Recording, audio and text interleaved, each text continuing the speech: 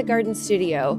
In today's video, I wanted to share something that has been my absolute favorite garden project over the last year. If you have been following along for a while, you may remember that last spring, the area behind me was down to dirt.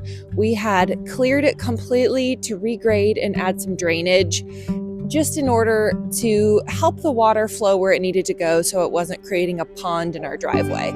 It was a pretty unglamorous thing to have to spend money and effort on, but while we were doing it, we decided, why not make something fun? I decided to come up with a network of paths to give the area some shape. We mounded some of the beds. We threw grass seed down in the paths. I got a lot of wildflower seed from American Meadows. I will put a link in the description to the exact seed mixes that I chose. We threw it all out. We set a sprinkler out here and we waited.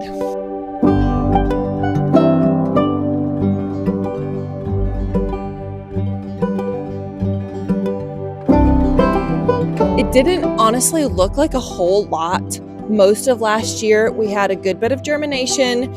We saw the beginning of the ground layer of perennials start to take shape, but it wasn't lush and it honestly wasn't, romantic and dramatic in year one. We let it stand through the winter and then we cut it in the spring. And the spring is when the magic really started to happen.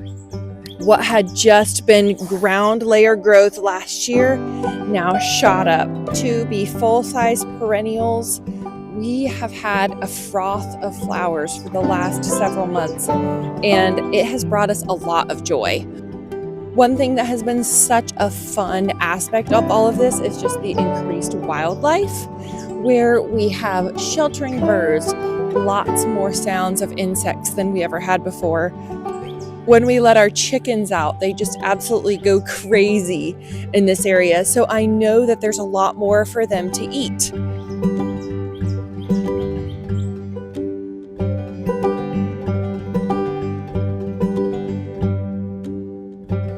And anytime the boys are out here, they are just drawn like magnets to these paths. Any child we invite over immediately wants to come explore. Children are always drawn to paths in a landscape, and this is a way to get it, even in a small space. This is really just a corner of our yard, a true pocket meadow. But this format gives you the sense that you're going somewhere. You're going on a little adventure. If we're here for the next few years, I'll probably add some fruit trees, some other things to make this area even more robustly productive, but I have been blown away just by how something so simple like seeds and wildflowers just absolutely have transformed this area. It's always one of my goals when people come to visit us to make them forget where they are. We are right in the city, but this feeling is not a city feeling. There's a sense of peace, the birds swooping in and out, the insects that you just don't get if you have a mowed yard everywhere.